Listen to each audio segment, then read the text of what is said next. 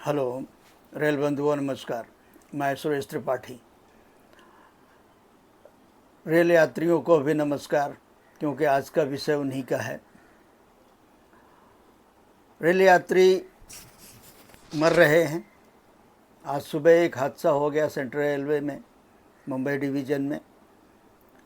मुंब्रा और दीवा स्टेशन के बीच ऐसा एक कर्व है, उस कर्व में अप डाउन की दो लोकल बाजू बाजू से गुजर रही हैं, मगर उनमें भीड़ इतनी ज़्यादा है कि अप वाली लोकल के लोग डाउन वाली लोकल के यात्रियों से टकरा गए, घिस गए, रगड़ गए। और चूँकि पीक आवर का टाइम था, इसलिए उनमें से 9-10 यात्री चलती लोकल से नीचे गिर गए। अभी तक की जानकारी ये है कि 6 लोगों की मृत्यु हो गई है और बाकी लोग घायल हैं। अलग अलग न्यूज़ चैनल में अलग अलग आंकड़े मौत के दिए जा रहे हैं। सीपीआरओ की जो प्रेस कॉन्फ्रेंस हुई है, उसमें भी 6 लोगों का ही जिक्र किया गया है ऑफिशियली। ये बहुत दुखद हादसा हुआ है। चूँकि एक मुश्त हुआ है, इसलिए ज़्यादा हाय तौबा मची हुई है। जबकि आज से नहीं, सालों से ये आंकड़ा है कि हर दिन मुंबई डिवीज़न, सेंट्रल और वेस्टर्न रेलवे दोनों को मिला करके 8 से 10 मौतें होती हैं। शायद ये आंकड़ा बढ़ भी गया हो, मगर उनका जिक्र कहीं नहीं होता है, अमूमन नहीं होता है। तो करे कोई और भरे कोई। जब इस तरह का कोई बड़ा हादसा हो जाता है तो उसको दैवीय हादसा माना जाता है, मान करके बयानबाजी होती है। मगर जो व्यवस्था जिम्मेदार है और जो लोग जिम्मेदार हैं, वो पल्ला झाड़ लेते हैं। पक्ष हो या विपक्ष, घटना पर अपनी बड़ी बड़ी प्रतिक्रियाएं देने पर आ जाएंगे। बड़ा मन विचलित हो रहा है, इस तरह की भावुक टिप्पणियां करेंगे और उसके बाद में तुरंत बात भूल भी जाएंगे। अगले दिन का भी इंतज़ार नहीं होता है। तो जैसे मैंने कहा कि करे कोई और भरे कोई। बॉम्बे में पहली बात तो मुंबई को आपने नर्क बना दिया। विकास, इतना बड़ा विकास किया, सारी कपड़ा मिलें आपने मुंबई से बाहर निकाला तो लगा कि मुंबई रहने लायक, सांस लेने लायक शहर बनेगा। मगर आपने वहाँ मल्टी स्टोरी गगनचुंबी इमारतें खड़ी करके फिर से उसको बड़े नर्क में तब्दील कर दिया। और जले में खा जिए कि जितने भी कंपनियों के, प्राइवेट कंपनियों के, मल्टीनेशनल्स के ऑफिसेस हैं, केंद्रीय ऑफिसेस हैं, रजिस्टर्ड ऑफिसेस हैं, वो सारे आपने मुंबई में सेंटर्ड करने दिए। मगर लोकल ट्रेन का, जो मुंबई की लाइफलाइन कही जाती है, रक्त वाहिनियाँ कही जाती हैं मुंबई की लाइफ की, मुंबई की अर्थव्यवस्था की, उनके ऊपर ना राज्य सरकार ने ध्यान दिया, बल्कि राज्य सरकार और राज्य के तमाम नेता, पक्ष विपक्ष के सब, ऐसी कोई घटना होने के बाद केवल और केवल केंद्र को, रेलवे को जिम्मेदार ठहराते हैं। उनकी ही अकर्मण्यता, उनकी निकम्मी सोच की बदौलत कुर्ला टर्मिनस वहाँ घुसा दिया गया, अब परेल टर्मिनस वहाँ घुसा दिया गया। इसके साथ में वेस्टर्न रेलवे में बांद्रा टर्मिनस घुसा दिया गया। आप जब अपने राजनीतिक उद्देश्यों से रेल का दोहन करेंगे, लोगों की भलाई सोचने के बजाय आप अपने वोट की चिंता करेंगे, तो लोग तो मरेंगे, वो मरने के लिए पैदा हुए हैं। आप तो खाली दो चार भावनात्मक बयान दे करके पल्ला झाड़ लेंगे। ये कहाँ तक उचित है?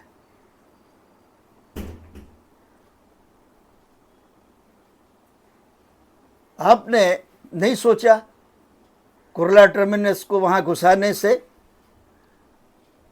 परेल टर्मिनस को वहाँ घुसाने से और परेल वर्कशॉप को वहाँ से निकालने से क्या होगा?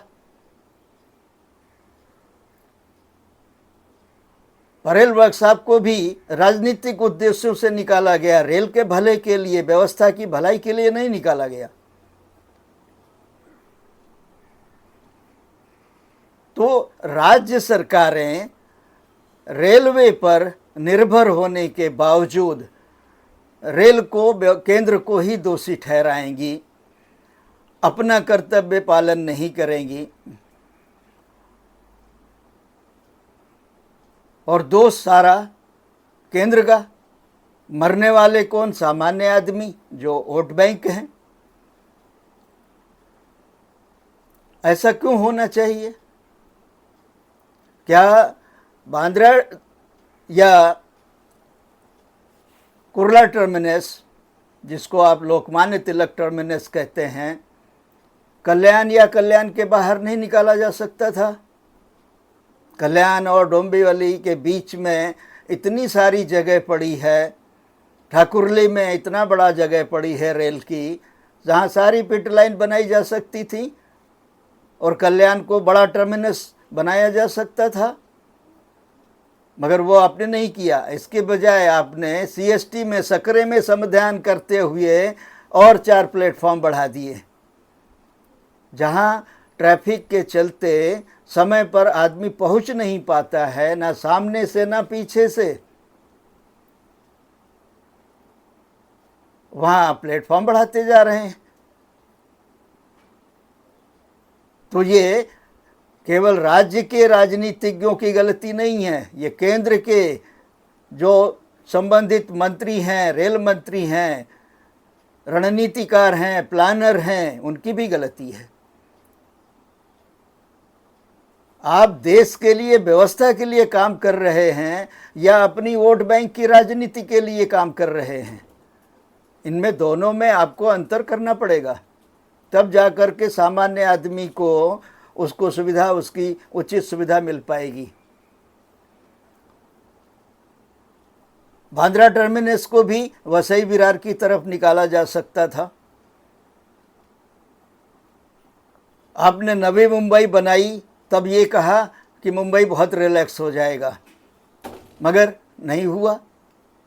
उधर आप नवी मुंबई बसा रहे थे और इधर आप कपड़ा मिलों की ज़मीन पर गगनचुंबी इमारतें खड़ी कर रहे थे। ये प्लानिंग की कमी थी या राजनीतिज्ञों की सोच की कमी थी या अधिकारियों की कमी थी, जिन्होंने समय पर सलाह नहीं दिया इन अनपढ़ गवार लोगों को? आखिर ये मौतें किसके मत्थे जाएंगी? कौन है इन मौतों का जिम्मेदार? वही राज्य के पॉलिटिशियन, राज्य के प्लान करने वाले और केंद्र के पॉलिटिशियन, मंत्री और प्लानर। आप यहाँ किसी के दोष देने से, तोहमत लगाने से तो बच जाएंगे, बड़ी बड़ी बकलोली करके आप अपना पल्ला झाड़ लेंगे, मगर दैवी कृपा से कैसे बचेंगे? दैवी प्रकोप से कैसे बचेंगे? क्योंकि आपने अपनी जिम्मेदारी का सही ढंग से, उचित तरीके से निर्वाह नहीं किया। लोग मर रहे हैं, रोज मर रहे हैं, कोई एक दिन की बात नहीं है। ये तो उन लोगों की गलती नहीं है जो समय पर ऑफिस पहुंचने के लिए मजबूर हैं, धक्के खाने, पिसने के लिए, पसीने में सराबोर होकर के पहुंचने के लिए मजबूर हैं। बार बार ये प्रस्ताव आया, हम पिछले 15-20 सालों से ये सुन रहे हैं, राज्य सरकार को ये प्रस्ताव भेजा गया है कि अगर सुबह के कार्यालय की टाइमिंग अलग अलग की जाए, निजी कंपनियों को कहा जाए, मल्टीनेशनल कंपनियों को कहा जाए कि वो भी अपने कार्यालय समय में ऊपर नीचे करें, जिससे कि पीक आवर में लोगों को सुबह शाम समय से ऑफिस पहुंचने, घर पहुंचने और सुरक्षित रहने में सुविधा हो। मगर ये आप नहीं करा पाए, न किए। राज्य सरकार ने भी तो नहीं किया। अगर राज्य सरकार और खुद उसके जो संस्थान हैं, केंद्र सरकार के जो संस्थान हैं, वही अपने ऑफिस टाइमिंग में डिफ़र कर लें तो भी बहुत बड़ी राहत होगी। और जब वो इस कानून का, इस नियम का, इस कथन का पालन करेंगे तो फिर निजी कंपनियां, मल्टीनेशनल कंपनियों की क्या हैसियत है जो सरकार की बात ना माने। और आप नहीं मनवा सकते हैं, ऐसी क्या बात है? कहाँ आपका हाथ उनके साथ फंसा हुआ है? आपको सबसे पहले आप हाथ फंसाने की जगह लोगों के कल्याण की चिंता करनी चाहिए, जो आपको सत्ता तक पहुंचाते हैं। यह आपका मुख्य उद्देश्य नहीं रह जाता सत्ता में पहुंचने के बाद। लोग मर रहे हैं, उसकी चिंता नहीं है आपको। आप तस्वीरें बहा करके पल्ला झाड़ लेते हैं। अभी हम सुन रहे थे टीवी में तमाम पक्ष विपक्ष के नेता, खासतौर पर विपक्ष जिसका तो सर्वाधिकार है, जन्मसिद्ध अधिकार है सत्ता पक्ष की आलोचना करना, बात बेबात पर खींचना, खुद अपनी जिम्मेदारी नहीं निभाएंगे। जो विपक्ष की जिम्मेदारी है, जो कर्तव्य है, वो खुद नहीं निभाएंगे। मगर ऐसा कोई हादसा हो जाएगा जिसमें कोई मानवीय गलती नहीं है, व्यवस्था की गलती है, उसके लिए भी आप सरकार को दोषी ठहराएंगे? आपने अपनी जिम्मेदारी कब निभाई?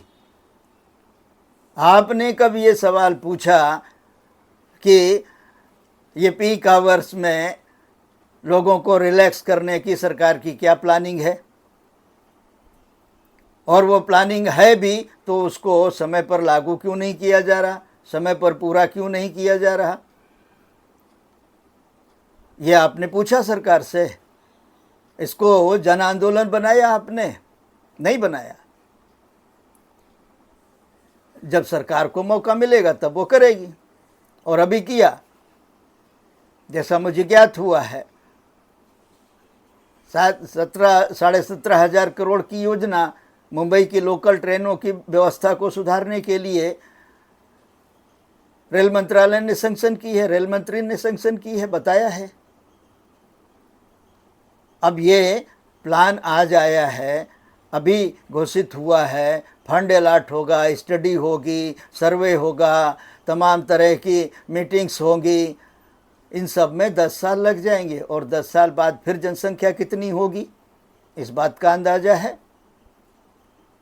नहीं है। आज 10 साल की प्लानिंग करते हैं और वहाँ पहुँचते पहुँचते आप 20 साल पीछे चले जाते हैं।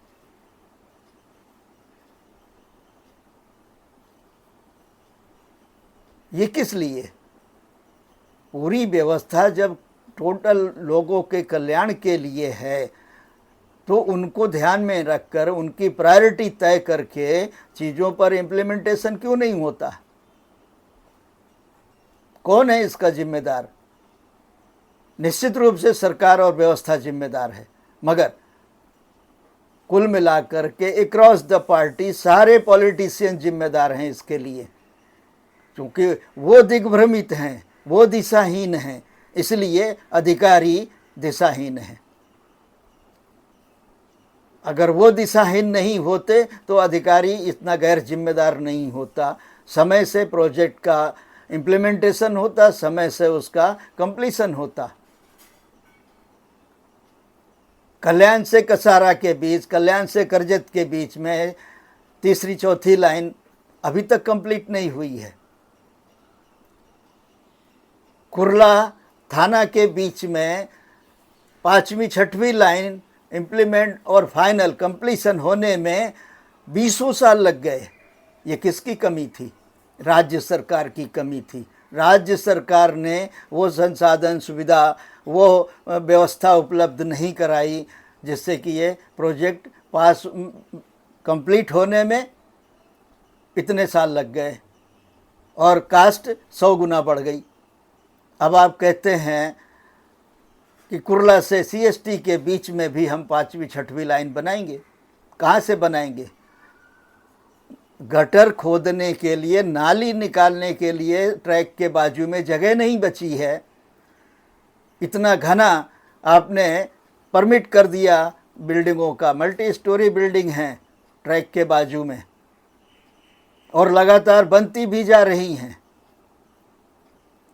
आपने परमिट किया ना, रेलवे ने परमिट किया ना, BMC और म्यूनिसिपल कॉरपोरेशन ने परमिट किया ना।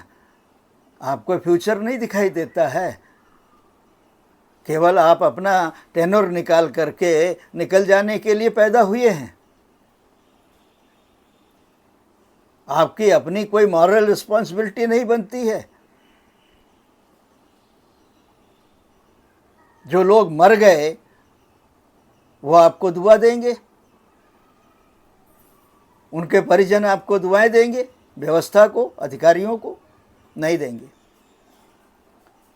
जिसका व्यक्ति इस तरह असमय अपघात में चला जाएगा वो आपको दुआएं तो नहीं देगा, आशीर्वाद तो नहीं देगा, न व्यवस्था को, न अधिकारियों को, न नेताओं को।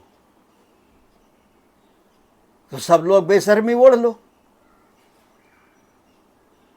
और किंग कर्तव्य विमूढ़ता दिखा दो कि हम क्या करें, हमारे हाथ में कुछ नहीं है। सब कुछ आपके हाथ में है, सब कुछ व्यवस्था के हाथ में है। आप कह रहे हैं AC लोकल लाएंगे, लाइए, AC लोकल लाइए, बहुत ज़रूरी है। बहुत पहले एक GM हुआ करते थे, सूद साहब, उन्होंने चार्ज संभालने के तुरंत बाद ये बात कही थी कि हम AC लोकल चलाएंगे, दरवाजे बंद होंगे, लोगों को व्यवस्था मिलेगी और लोग मरने से, गिरने से बचेंगे। ये बात सही है, उनका कंसेप्ट बिल्कुल गलत नहीं था। AC लोकल एक तो महंगी होगी, उस पर बवाल मचेगा, उसी तरह कितनी भीड़ उसमें आप भेज देंगे।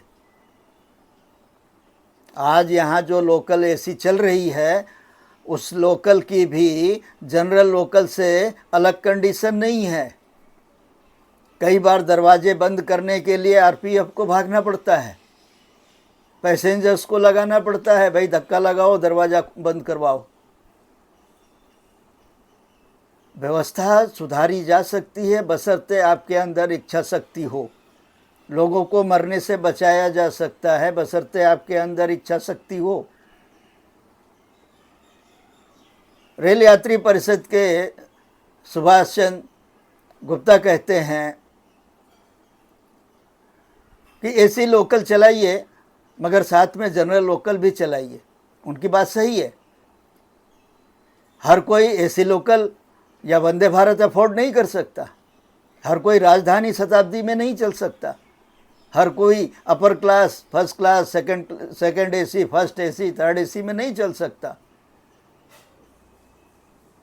मोदी जी बहुत बड़ा ख्वाब दिखाए हैं कि स्लीपर पहनने वाला भी व्यक्ति हवाई जहाज़ में चले, ये उनका सपना है। बात सही है, सोचने में कोई मूल्य नहीं लगता, उसके इम्प्लीमेंटेशन में लगता है, मगर विचार महत्वपूर्ण है। उन्होंने जो विचार दिया है उस विचार की गहराई को समझें अगर अधिकारी और नेता, तो शायद बेहतर परिणाम दे पाएंगे।